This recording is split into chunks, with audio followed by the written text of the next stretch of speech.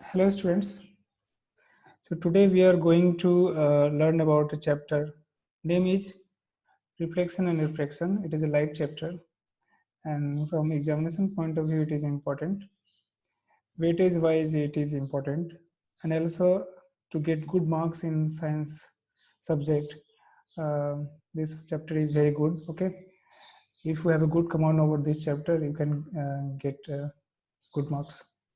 So without further ado, let's start.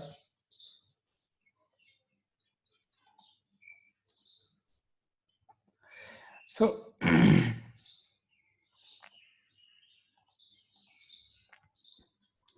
the first thing, introduction actually. So what is light? Light is that thing through which we are able to see the object. Without light we will not be able to see the object. And how does it occur actually?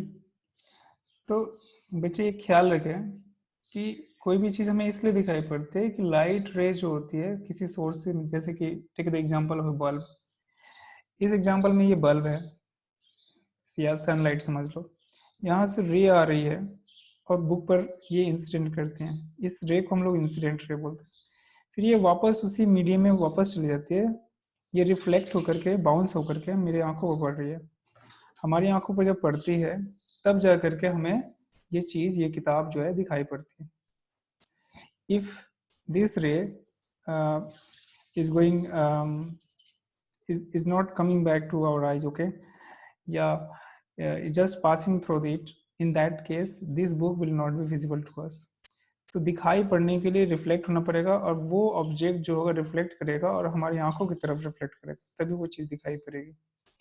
Light के बारे में थोड़ा सा और बोलना चाहेंगे कि light एक तरह के वेव है. जैसे आप तालाब में हम एक ईंट का टुकड़ा फेंक देते हैं, क्या होता है वहाँ पर एक सर्किल बनती है, और वो सर्किल जो है वो लगातार बड़ी होने लगती है. वो सर्किल को हम लोग बोलते हैं रिपल. सो ये रिपल का फॉर्मेशन जो हो रही है और साथ में एक वेव जनरेट होता है. तो यहाँ पर भी वही चीज़ है. लाइट क्या है? एक वेव है. Just like sound is a wave, light is also a wave. लेकिन इस वेव को हम लोग बोलते हैं इलेक्ट्रोमैग्नेटिक वेव. और इसको किसी मीडियम की जरूरत नहीं पड़ती है, क्योंकि ये इलेक्ट्रिक वेक्टर यानी इलेक्ट्रिक फील्ड और मैग्नेटिक वेक्टर यानी कि मैग्नेटिक फील्ड, ये दोनों ऑसिलेशन करते रहते हैं. और ऑसिलेशन करते हैं एक दूसरे के साथ 90 डिग्री एंगल बना करके, और साथ में जिस डायरेक्शन में रेज आ रही है उस डायरेक्शन के साथ भी ये 90 डिग्री एंगल बनाते हैं. और ये इस तरह से ट्रेवल करते हैं, प्रोपागेट करते हैं, एक जगह से दूसरी जगह मूव करते हैं ये लाइट का रे. और इसलिए इनको किसी मीडियम की जरूरत नहीं पड़ती. एंड आप जब बड़े क्लास में जाओगे तो वहाँ इसके बारे में और डिटेल में पढ़ोगे. लाइट के बारे में बहुत सारी थ्योरी लिखी हुई है, अलग अलग तरह की थ्योरी है. अभी फिलहाल हम लोग सीखेंगे कि लाइट क्या है. लाइट एक इलेक्ट्रोमैग्नेटिक वेव है. ये देखो, ये रेड वाला जो है मैग्नेटिक फील्ड है, ये ब्लू वाला जो है इलेक्ट्रिक फील्ड है. They are propagating, okay, and the oscillation take place at an angle 90 degree with each other. देखो, ये मान लो सपोज करो ये वाई एक्सिस में हो रही है रेड वाला, और ये ब्लू वाला सपोज कर लो ये एक, मतलब सॉरी वाई एक्सिस नहीं, मतलब एक ऐसे प्लेन पे हो रही है. सपोज करो ये एक्स वाई प्लेन पे हो रही है और ये वाई जेड प्लेन पे हो रही है. तो इसलिए इनका प्लेन के साथ 90 डिग्री एंगल पे है. और ये प्रोपागेशन क्या हो रहा है? प्रोपागेशन देखो, इनके ऑसिलेशन के साथ भी 90 डिग्री एंगल है. नेक्स्ट पॉइंट है विच पॉजेसेस एनर्जी. तो ये एनर्जी को पॉजेस करती है, क्योंकि light can be converted into other form of energy like heat energy, sound energy. So similarly the other form of energy can also be converted into light energy. अच्छा, यहाँ पर ये जो ऊपर वाला जो पॉइंट है, इस ऊपर वाला जो टॉप पोजीशन है, इसको हम लोग बोलते हैं क्रेस्ट. क्या बोलते हैं हम लोग? क्रेस्ट. ठीक है. और जब से नीचे वाला जो पोर्शन होता है उसको हम लोग बोलते हैं ट्रॉ. ठीक है. देखो, ये क्रेस्ट है और एक यहाँ भी एक क्रेस्ट है. तो दो क्रेस्ट, दो कंजुगेटिव जो क्रेस्ट होती है, in a wave the distance between any two consecutive crest is actually known as wavelength. Wavelength, this is lambda. Wavelength, this is lambda. ठीक है. इसको लैम्डा सिंबल बोलते हैं, ग्रीक का सिंबल है ये. तो ये अब याद रखो. और नेक्स्ट पॉइंट है, ये एक सेंसेशन पैदा करती है विजन की, मतलब हमको दिखाई पड़ रही है कोई चीज. So these are all the things. Okay. Next, हाँ, some interesting facts about the light. तो पहली बात, light is an electromagnetic wave, light is a transverse wave. Electromagnetic wave के अलावा भी इसको ट्रांसवर्स वेव बोलते हैं, इसलिए क्योंकि देखो लाइट जब चलती है, प्रोपेगेट करती है, जैसे यहाँ पर ये डायरेक्शन है लाइट का, ठीक है, तो ये इसमें जो ऑसिलेशन हो रही है वो परपेंडिकुलर डायरेक्शन में हो रही है। ये इसका अलग प्लेन है, ये अलग प्लेन में काम कर रही है। तो ट्रांसवर्स वेव में क्या होता है कि पार्टिकल जो होती है मीडियम का, वो डायरेक्शन ऑफ वेव के साथ 90 डिग्री बना करके ऑसिलेट करते हैं। एक और तरह की वेव होता है जिसको हम लोग बोलते हैं, साउंड वेव। ये होता है लॉन्गिट्यूडनल वेव। तो साउंड वेव जो है एक लॉन्गिट्यूडनल वेव का कैटेगरी में आता है। वो sound wave is a longitudinal wave. अब थोड़ा सा ध्यान दीजिए यहाँ पर कि साउंड वेव में क्या होता है, कंप्रेशन और रेरिफिकेशन बनती है। क्लास 9 में आपने स्टडी किया होगा। तो कंप्रेशन में एयर का मॉलिक्यूल या जो भी मीडियम का मॉलिक्यूल जो है पास पास आ जाता है, रेरिफिकेशन में थोड़ा दूर दूर रहते हैं, और ये चलती रहती है प्रोसेस। और इस तरह से साउंड यानी कि एनर्जी जो होती है या डिस्टर्बेंस जो होती है एक पॉइंट से दूसरे पॉइंट तक जाती है। लाइट वेव में क्या होता है, पार्टिकल ऑसिलेट करता है परपेंडिकुलर टू द प्रोपगेशन। और ये क्या होता है, साउंड वेव में क्या होती है, जो कि लॉन्गिट्यूडनल वेव है, उसमें पार्टिकल जो होती है वो ऑसिलेट करती है लेकिन पैरेलल टू द प्रोपगेशन। जिस डायरेक्शन में लाइट रे जा रही है उसी डायरेक्शन के पैरेलल मोशन करते हैं। ये इसका फंक्शन है साउंड वेव का। तो light wave can be considered to be a transverse wave, light wave can be considered to be a transverse wave. अच्छा, नेक्स्ट है bundle of rays of light is called beam of light. बहुत सारे raise जब एक साथ रहते हैं तो उनको हम पैरेलल बीम बोलते हैं, सॉरी बीम बोलते हैं। और ये यहाँ पर जो है पैरेलल बीम है, इस बीम को हम लोग डाइवर्जेंट बीम बोलते हैं, इस बीम को हम लोग कन्वर्जेंट बीम बोलते हैं। Here the rays are actually all rays are emanating from a single point source, and here all the rays are meeting at one point. So these are known as converging beam or convergent beam, and these one are known as diverging beam or divergent beam, whatever. और एक single रे, एक line हम खींचते हैं तो वो एक सिंगल रे को डिनोट करता है, लेकिन ट्रूली स्पीकिंग एक सिंगल रे भी जो होती है वो बहुत सारे रे का कलेक्शन होती है। नेक्स्ट टॉपिक से वेलोसिटी ऑफ लाइट कितनी होती है। तो वेलोसिटी ऑफ लाइट जो होती है वो लगभग 3 इंटू 10⁸ मीटर पर सेकेंड होती है, वैक्यूम में होती है। किसी और मीडियम में से कम होगी, लेकिन वैक्यूम में सबसे ज्यादा होगी, वो होगी 3 इंटू 10⁸ मीटर पर सेकेंड। और इसको अगर मैं इसमें लिखूं, दूसरे यूनिट में लिखूं, तो 3 लाख किलोमीटर पर सेकेंड होती है इसकी स्पीड, जो कि बहुत ज्यादा है। ये आइंस्टाइन के अनुसार किसी भी ऑब्जेक्ट का स्पीड जो होगा इससे ज्यादा नहीं हो सकता है, ठीक है। अगर इससे ज्यादा होगा तो टाइम ट्रेवल पॉसिबल है, टाइम ट्रेवल पॉसिबल नहीं है, ठीक है। नेक्स्ट है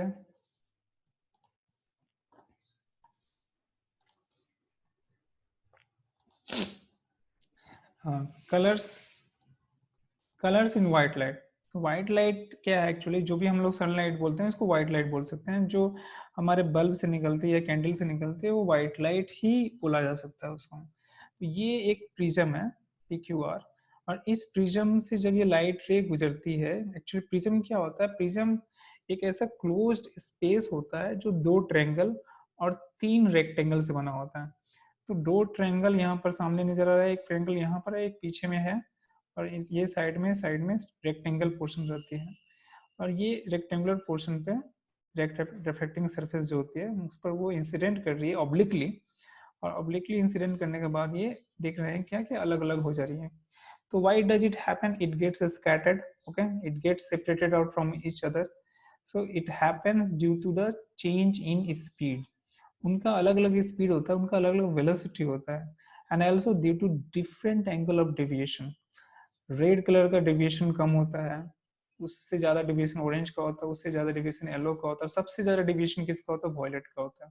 तो एंगल ऑफ डेविएशन जो होती है वो सबसे ज्यादा वॉयलेट कलर की होती है। अब ये एंगल ऑफ डेविएशन क्या होते हैं, तो अपने रास्ते से जितना एंगल वो डेविएट होते हैं, डेविएट मतलब होता है भटकना, तो उसी को हम लोग कहते हैं एंगल ऑफ डेविएशन। तो वॉयलेट कलर अपने रास्ते से, अपने ओरिजिनल डायरेक्शन से बहुत ज्यादा डेविएट होती है, इसलिए इसका मैक्सिमम डेविएशन होता है। और इसका कारण ये होता है कि वॉयलेट कलर का जो वेव लेंथ होता है वो बहुत कम होता है, और रेड कलर का वेवलेंथ जो होता है वो सबसे ज्यादा होता है। तो हम ये कंक्लूजन पे पहुंचते हैं कि जिसका वेवलेंथ ज्यादा होगा उसका डिविएशन कम होगा, और जिसका वेवलेंथ कम होगा उसका डिविएशन ज्यादा होगा।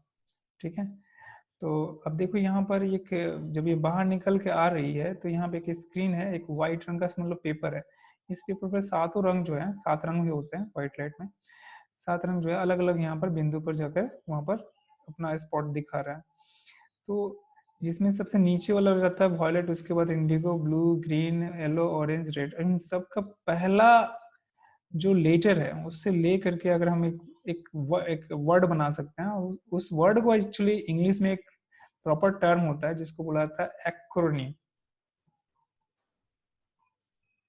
ठीक है, तो यहाँ पर विव गेयर, नीचे से पढ़ेंगे, विव गेयर नाम का एक एक्रोनिम बन रही है। ठीक है, वेव गेयर।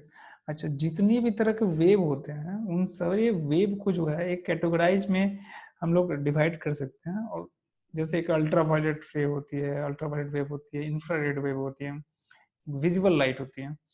तो हम लोग जो बल्ब से निकलने वाला या सनलाइट से निकलने वाला जो रे है उसमें हम लोग जो जिस चीज का स्टडी करते हैं वो विजिबल लाइट के अंतर्गत में आती है, और उसका वेवलेंथ जो होता है वो 4000 एंगस्ट्रॉम से 7000 एंगस्ट्रॉम होती है।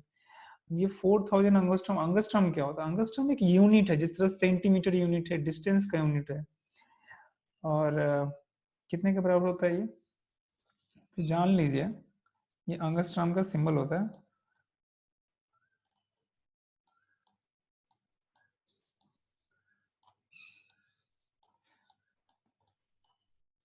ये होता है 10⁻⁻10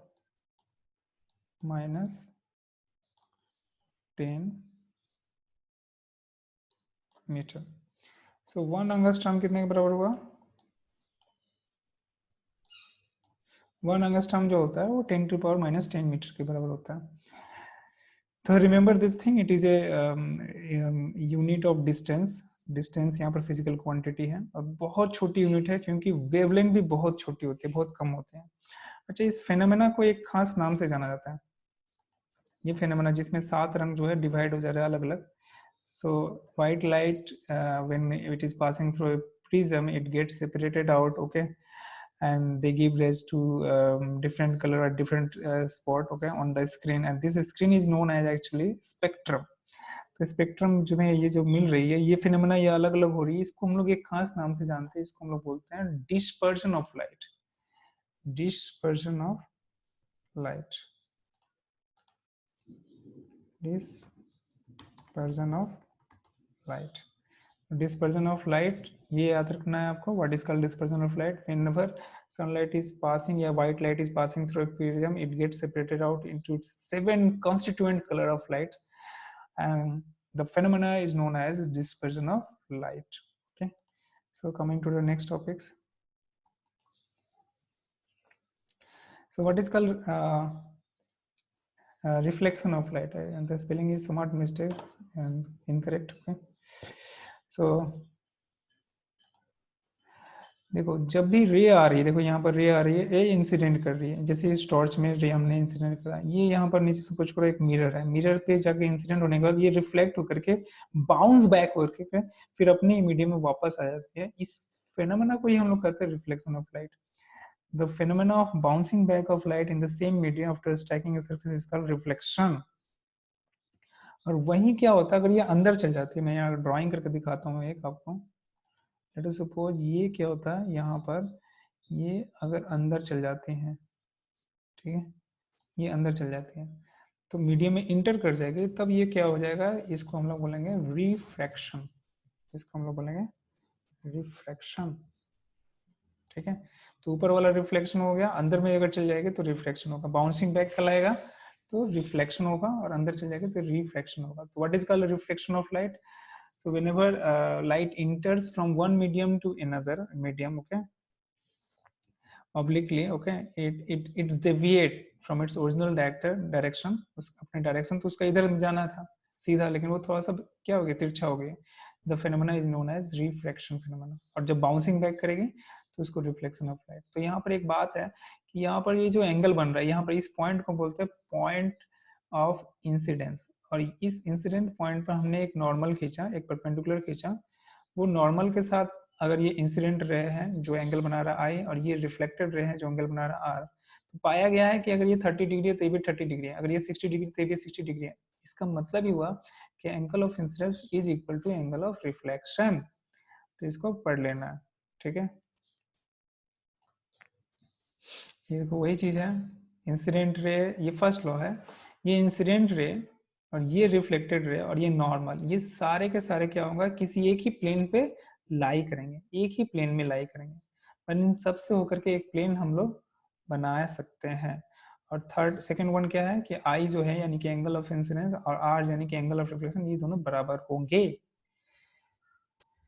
अच्छा, what will be the angle of reflection if A ray incident normally. तो देखो जब नॉर्मली इंसिडेंट करेंगे, सपोज को इस एग्जांपल में देखो, अगर ये मान लो कि 30 डिग्री है, अब इसको 20 डिग्री कर दूंगा तो ये और पास में रहेगा, 10 डिग्री कर दूंगा तो ये जो है और ये जो है इनके बीच का दूरी और कम हो जाएगा, 1 डिग्री कर दूंगा तो ये एकदम पास से जाएगा, और जब 0 डिग्री कर दूंगा तो ये क्या होगा, एकदम इसी से हो करके जाएगा, कॉन्साइड करके जाएगा, यानी कि नॉर्मल के साथ वो कॉन्साइड हो जाएगा।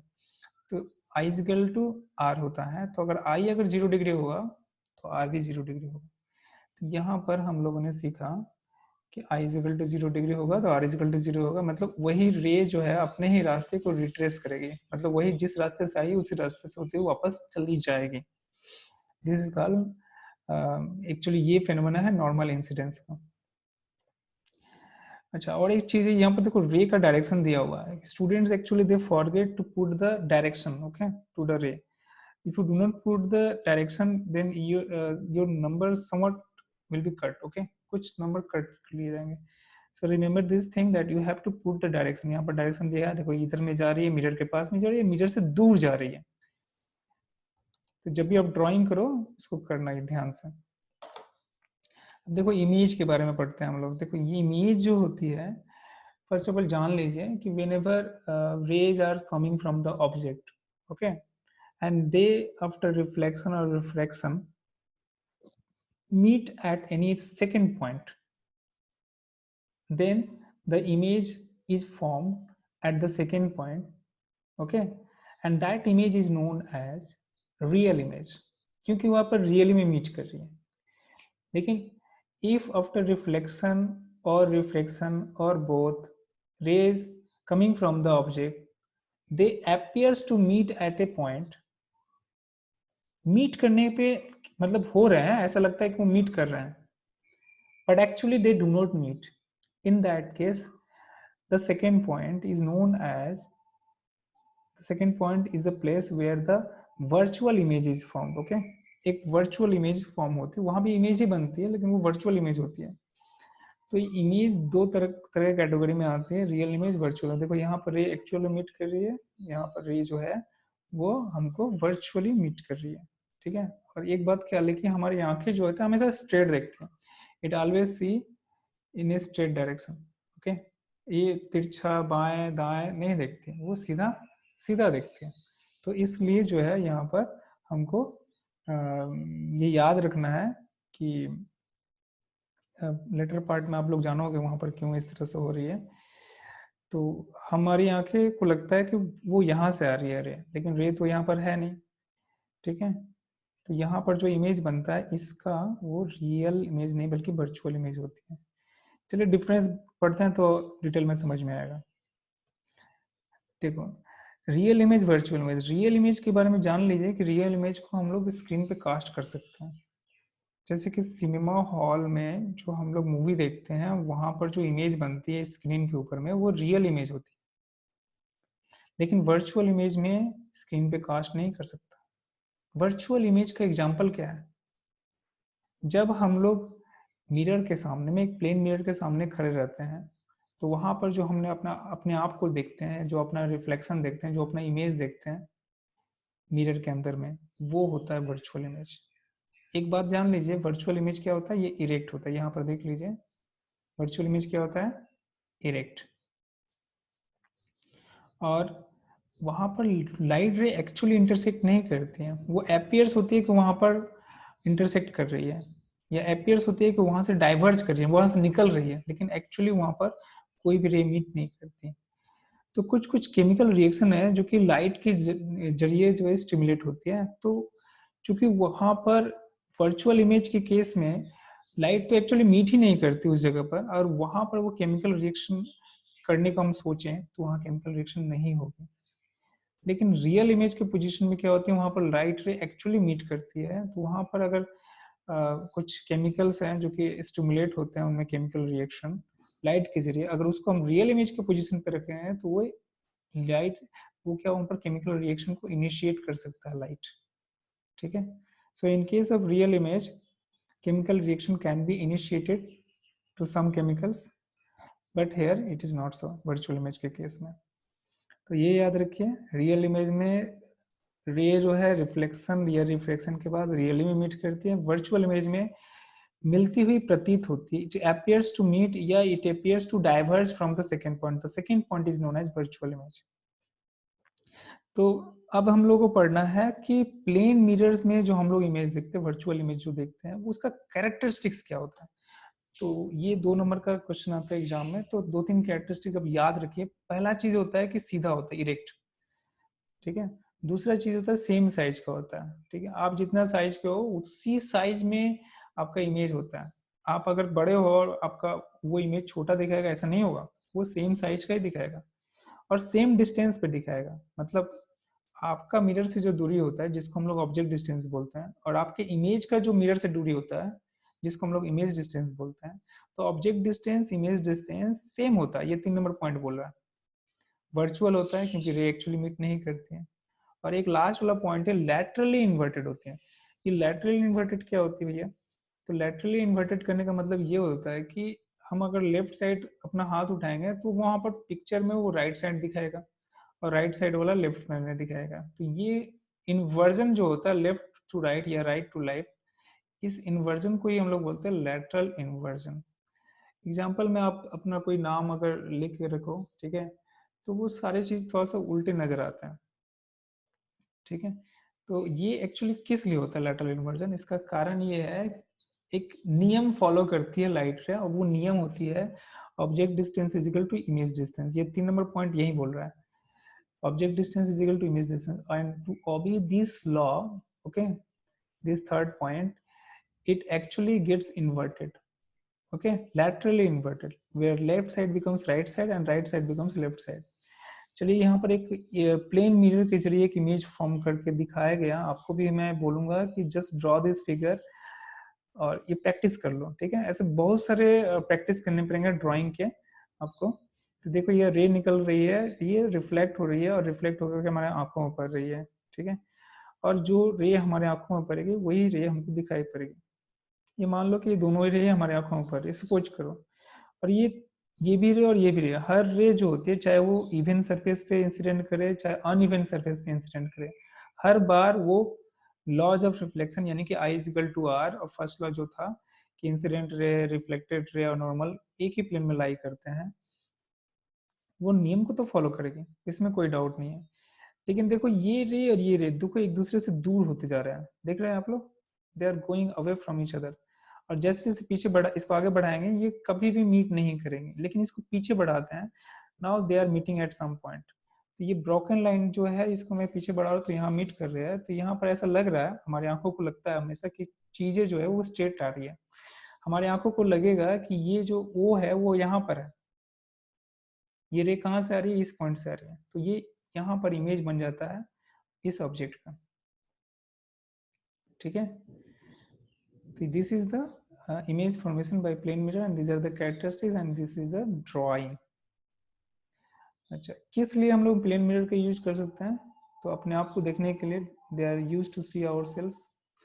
और कहीं पर एक ब्लाइंड टर्न होती है, मतलब टर्निंग होती है जहाँ पर तेज रफ्तार से गाड़ी आती है, तो वहाँ पर एक मिरर लगा रहता है जिसके जरिए से अदर साइड से कोई अगर दूसरी तरफ से कोई अगर गाड़ी आ रही है, कोई व्हीकल्स आ रही है तेज रफ्तार से, तो उसको हम लोग बहुत दूर से ही देख पाते हैं, और इस तरह से हम लोग एक्सीडेंट को अवॉइड कर सकते हैं। पेरिस्कोप में हम लोग यूज कर सकते हैं। Periscope is a such type of device which is use to see any object which cannot be seen directly from our eyes. Let us suppose कोई ऑब्स्टेकल है सामने रास्ता में, और ऑब्स्टेकल के ऊपर से आप पेरिस्कोप को यूज करो, ठीक है, और आप जो है उस ऑब्स्टेकल को आपका बाधा जो है वो काम मतलब वो आपको देखने से ऑब्स्ट्रक्ट नहीं करेगा, आप उस चीज़ को देख पाते हो। इसका यूज सबमरीन में ज़्यादा होता है, जहाँ पर जो ऑफिशियल्स होते हैं या सिपाही जो होते हैं वो पानी के अंदर होते हैं, और सतह पर यानी कि पानी के ऊपर में सरफेस पे क्या हो रही है, दुश्मन की क्या एक्टिविटी हो रही है, उसके लिए हम लोग पेरिस्कोप यूज करते हैं। और यहाँ पर ये जो लाइन देख रहे हो ना, ये एक्चुअली यही है मिरर, प्लेन मिरर होते हैं जो कि 45 डिग्री एंगल पे रखी जाती है।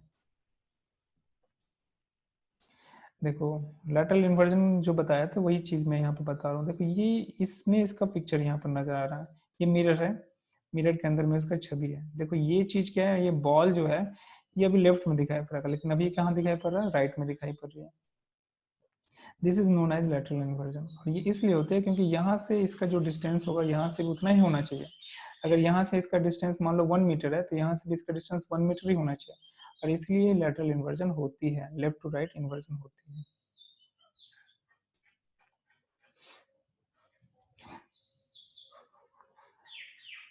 मिरर, मिरर एक्चुअली हम लोग यहाँ पर we will study the spherical mirror.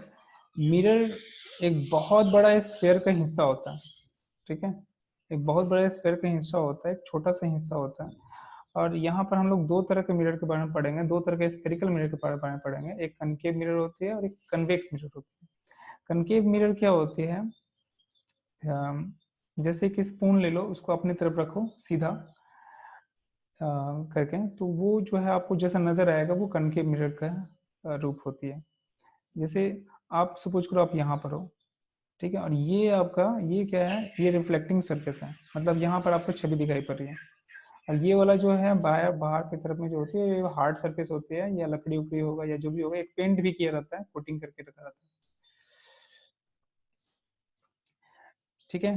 तो आप यहाँ पर एक कन्वीनियंस के लिए जान लो कि आप समझ लेना कि आपका जो इमेज है, आपकी जो फोटो है वो कहाँ पर है, या आप कहाँ पर हो, हमेशा लेफ्ट साइड में रहोगे, और रेज हमेशा लेफ्ट से राइट की तरफ जाएगी, रेज हमेशा किधर जाएगी, लेफ्ट से राइट की तरफ जाएगी, ठीक है।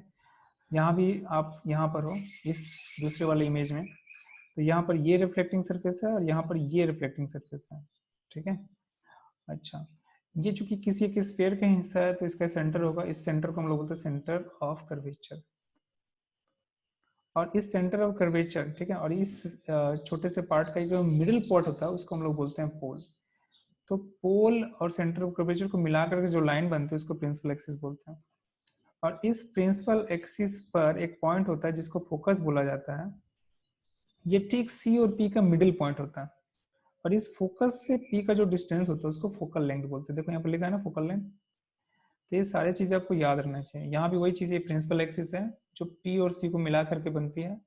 ये फोकस इस तरफ में रहती है, दाएं मतलब पीछे की तरफ रहती है, यहाँ पर क्या होती है, सामने की तरफ होती है। तो ये आपको याद रखना है। अच्छा, नेक्स्ट चीज आपको याद रखनी है साइन कन्वेंशन के बारे में। तो देखो एग्जाम में साइन कन्वेंशन डायरेक्ट क्वेश्चन नहीं रहेगा, कुछ न्यूमेरिकल प्रॉब्लम रहेंगे, and you have to solve this numerical problem with the and you have to apply this sign convention to solve the numerical problem. Sign convention मतलब कौन से distance को plus मानेंगे और कौन से डिस्टेंस को माइनस मानेंगे। तो जो इम्पोर्टेंट है मैं वही बता रहा हूँ। ये मिरर है, कनकेव मिरर, ठीक है, ये सामने वाला है पोर्शन, और कैंडल यहाँ रख दिया गया। आप भी याद रखोगे कि ये तो ऑब्जेक्ट जो होगा वो यहीं पर होगा, या आप जो होगा यहीं पर होंगे। रे आ रही है यहाँ से, ये कैंडल से रे आ रही है, और यहाँ पर इंसिडेंट के रे, तो जो डायरेक्शन ऑफ इंसिडेंट रे होगा वो हमेशा किधर से होगा, लेफ्ट से राइट की तरफ होगा, और इसको हम लोग पॉजिटिव मानेंगे, ठीक है। तो इंसिडेंट रे का डायरेक्शन में अगर कोई डिस्टेंस मेजरमेंट होता है तो वो पॉजिटिव होता है, और उसको उल्टे में नेगेटिव होगा। तो स्टार्ट करते हैं पहले थोड़ा सा। और एक सेकेंड लॉ ये है कि हम जो भी डिस्टेंस मेजरमेंट करेंगे वो पोल से मेजरमेंट करेंगे। तो हमको अगर P से F जाना होगा तो फोकल लेंथ निकलेगा इस कनकेव मिरर का, लेकिन इस दौरान हमको कहाँ जाना पड़ रहा है, डायरेक्शन ऑफ इंसिडेंट रे के अपोजिट जाना हो रहा है, तो ये वाला डायरेक्शन नेगेटिव हो जाएगा। ठीक है, अगर मैं देखो पी से सी जाना होगा, of course starting from the P से सी जाना होगा, और क्या मेजरमेंट करने के लिए, रेडियस ऑफ कर्वेचर मेजरमेंट करने के लिए, P C is equal to radius of curvature, और हम किधर जा रहे हैं, इंसिडेंट रे के अपोजिट में जा रहे हैं, इंसिडेंट रे के डायरेक्शन के अपोजिट में जा रहे हैं, इसलिए ये वाला जो होगा ये भी नेगेटिव होगा। लेकिन यहाँ पर देखो क्या, यहाँ से पी और एफ जा रहे हैं फोकल लेंथ को मेजरमेंट के लिए कि डायरेक्शन ऑफ इंसिडेंट रे के डायरेक्शन में जा रहे हैं, मतलब हम लेफ्ट से राइट जा रहे हैं। यहाँ भी हम पी से सी मेजरमेंट करते हैं रेडियस ऑफ कर्वेचर मेजरमेंट करने के लिए, तो यहाँ भी हम लोग लेफ्ट से राइट ही जा रहे हैं। तो दोनों ही केस में हम देख रहे हैं कि यहाँ पर हम सामने में है और यहाँ पर हम लोग अपोजिट जा रहे हैं, और इस केस में हम लोग उसी डायरेक्शन में जा रहे हैं। तो जो फोकल लेंथ होगा इधर का या हमारा रेडियस ऑफ कर्वेचर होगा वो सारा का सारा क्या होगा, पॉजिटिव होगा, और यहाँ पर फोकल लेंथ और रेडियस ऑफ कर्वेचर सारा का सारा नेगेटिव होगा। तो एक पिक्चर देखकर क्या समझ में आ रहा है कि मिरर के सामने जो भी होगा, सामने जो भी वो सामने जो भी डिस्टेंस होगा वो होगा नेगेटिव, और जो पीछे होगा, तो कोई पीछे है, ठीक है, ये पॉजिटिव। एक तरीका इसको याद रखने का, आप याद रखना, मैं भी इस तरह से याद कर रहा था आपके टाइम में, पी से पीछे और पी से पॉजिटिव, तो पीछे जो होगा वो पॉजिटिव होगा और सामने जो मेजरमेंट होगा वो नेगेटिव होगा। एग्जाम में कभी कभी आता है कि कन्वेक्स मिरर का फोकल लेंथ नेगेटिव है ना पॉजिटिव है, तो आपको बोलना होगा इसका कन्वेक्स का पॉजिटिव है, कनकेव का क्या है भैया, नेगेटिव है। तो इस तरह से आपको याद रखना होगा, सामने नेगेटिव डिस्टेंस होती है, पीछे अगर कोई भी डिस्टेंस मेजरमेंट करना है तो वो पॉजिटिव होगी।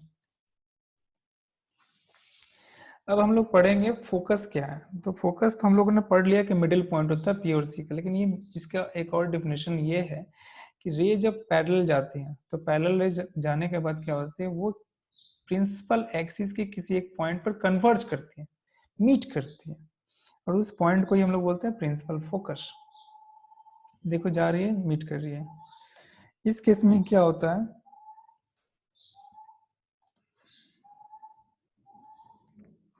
रे जा रही है, टकराने के बाद ये क्या होती है, ये डाइवर्ज हो जाती है, मतलब सर्टेन डायरेक्शन में चली जाती है। ठीक है, एक और मैं बनाता हूँ,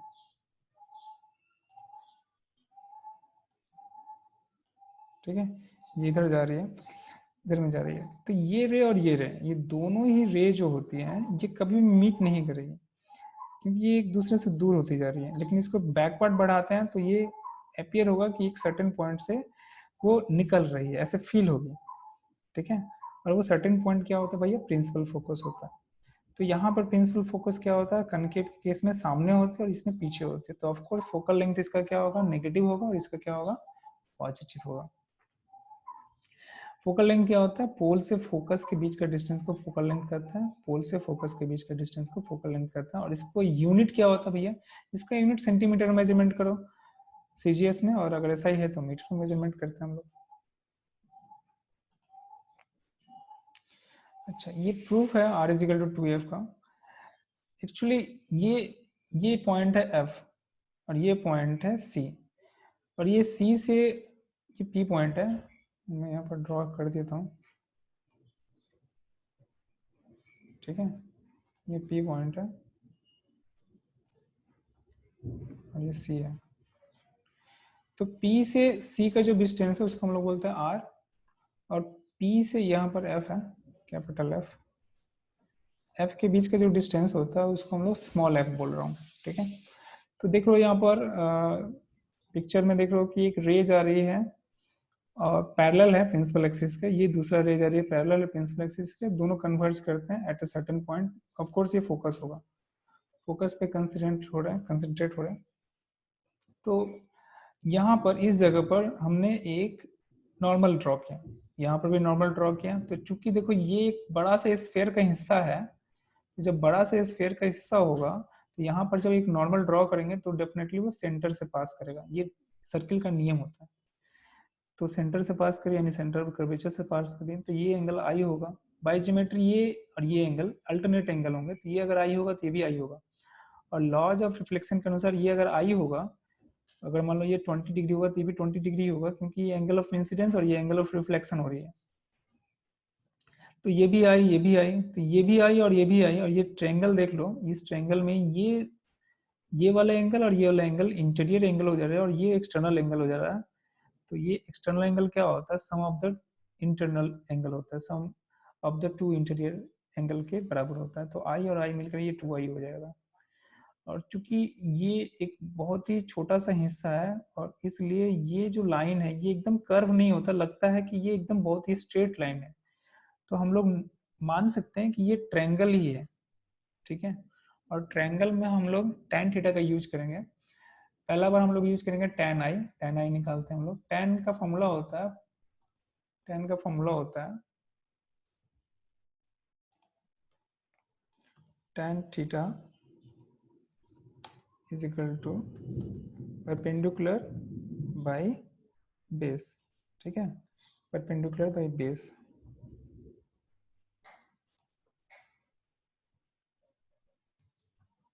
ठीक है, ये याद रखिए, tan theta is equal to क्या होता है? परपेंडिकुलर बाय बेस, ठीक है। तो परपेंडिकुलर कौन है यहाँ पर?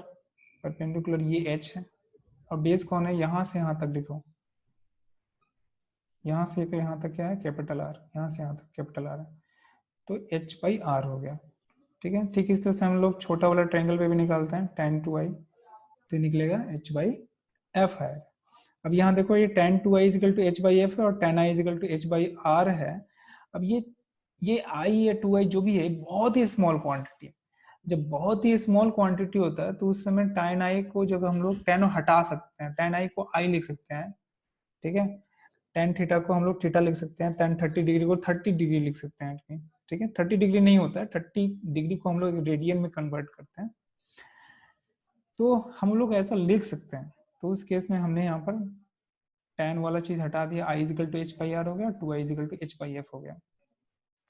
अब देखो यहाँ पर भैया आप लोग क्या करोगे कि i का वैल्यू यहाँ पर बैठा हो, देखो आपको निकल जाएगा r इजिकल टू 2f। इसका मतलब क्या हुआ कि फोकल लेंथ अगर 30 सेंटीमीटर होगा तो रेडियस ऑफ कर्वेचर कितना होगा? 60 सेंटीमीटर होगा।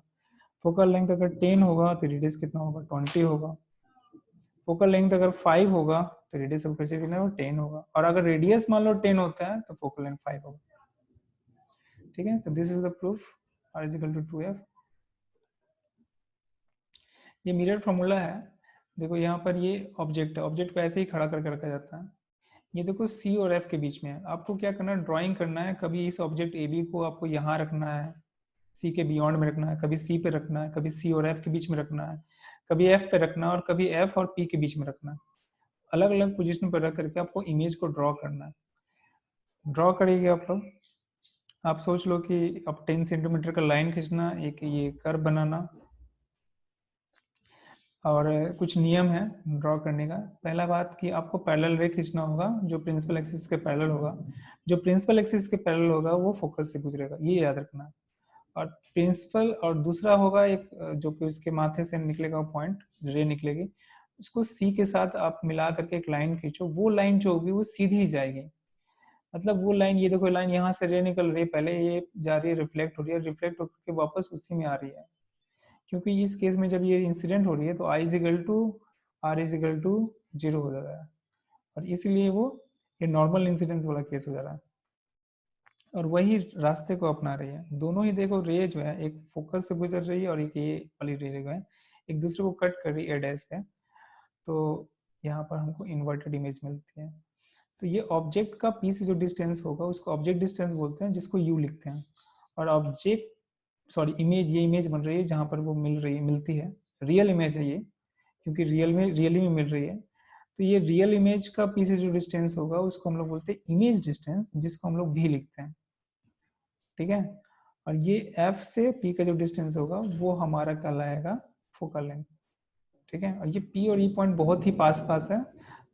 जब हम लोग कैलकुलेशन करेंगे तो पी और ई को हम लोग मान सकते हैं कि ये एक ही है, अलग पॉइंट नहीं है। तो ये जो रिलेशन है ऑब्जेक्ट डिस्टेंस, इमेज डिस्टेंस और फोकल लेंथ के बीच में जो रिलेशनशिप है, this relationship is known as mirror formula. Remember, ये याद रखना। अच्छा, ये बहुत सारे ड्राइंग है, मैंने बताया ना अलग अलग पॉइंट पे आपको अलग अलग जगह रख करके ड्राइंग बनानी है, तो आपको ये थोड़ा सा प्रैक्टिस करना है। इसके लिए मैं एक अलग वीडियो लेके आऊंगा। इसमें से ये वाला पार्ट जो है ये ज़्यादा ही इम्पोर्टेंट है, दिस वन इम्पोर्टेंट है, दिस वन इम्पोर्टेंट है, ठीक है, और ये इम्पोर्टेंट है फोकल लेंथ वाला, ठीक है, इसको कर लेना है। इसी तरह से ये कनकेव मिरर हो, इसी तरह से कन्वेक्स मिरर के लिए होगा।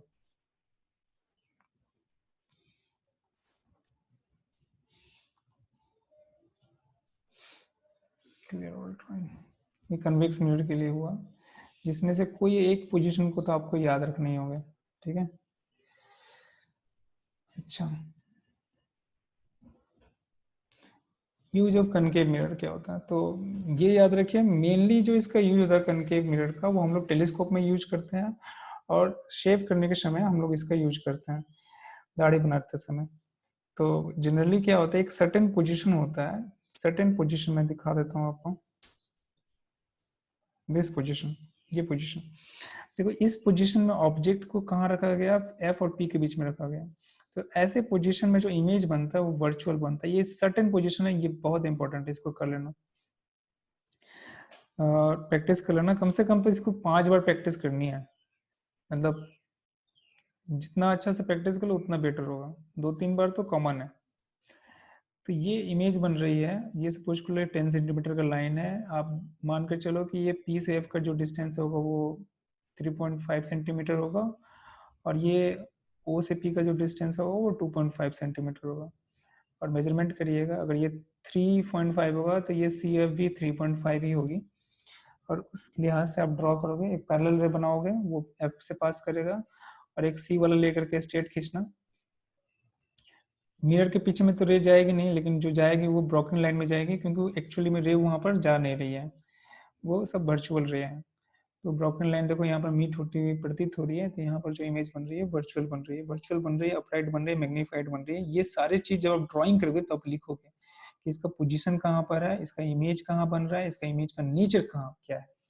तो हम जब कनकेव मिरर यूज करते हैं शेविंग करते समय, तो गाल को बहुत ही पास में रखते हैं, चिक को बहुत ही मिरर के पास में रखते हैं, तो ये वाला पोजीशन वहां पर पॉसिबल हो जाता है, तो एक अपराइट इमेज बनती है, वर्चुअल बनती है, और मैग्नीफाइड होती है, बड़ी होती है, और इसलिए जो है हमको शेविंग करना आसान हो जाता है। नेक्स्ट है कन्वेक्स मिरर का यूज होता है। जनरली आप लोग अगर व्हीकल चलाए हो या व्हीकल देखे होगे तो वहां पर एक मिरर रहती है जिसमें लिखा रहता है objects are always closer than they appear. वो पैसेंजर साइड मिरर होती है, या हम लोग बोल सकते हैं रियर व्यू मिरर बोलते हैं इसको, जिससे हम लोग पीछे का व्यू देख सकते हैं। तो हर व्हीकल में होती है, बाइक में होती है, कार में होती है, ट्रक में होती है, बस में होती है, जिसमें ड्राइवर जो होता है पीछे साइड के चीजों को देख सकता है। तो कन्वेक्स मिरर वो यूज करता है, प्लेन मिरर यू यूज नहीं करता उस केस में, क्योंकि कन्वेक्स मिरर का फील्ड ऑफ व्यू जो है वो ज्यादा होता है। फील्ड ऑफ व्यू क्या होता है, वो बहुत ज्यादा होता है। ये पोर्शन जो होती है, this one is wider field of view, ये पोर्शन जो होता है ये वाइडर होती है, बहुत ज्यादा देखने को मिलती है, इसलिए हम लोग इसका इस्तेमाल करते हैं, ठीक है। तो बस यूज याद रखो, कन्वेक्स के केस में आपको वाइडर फील्ड ऑफ व्यू ऐसे पैसेंजर साइड मिरर या रियर व्यू मिरर के रूप में यूज होता है। और भी बहुत सारी चीज होती है इसको। कनकेव मिरर का केस जो होता है शेविंग मिरर या टेलीस्कोप का में इसका यूज होता है। Thank you for watching this video. अभी फिलहाल इतना ही मैं रखता हूँ, नेक्स्ट पार्ट जो है बहुत जल्दी मैं लाऊंगा। Thank you again.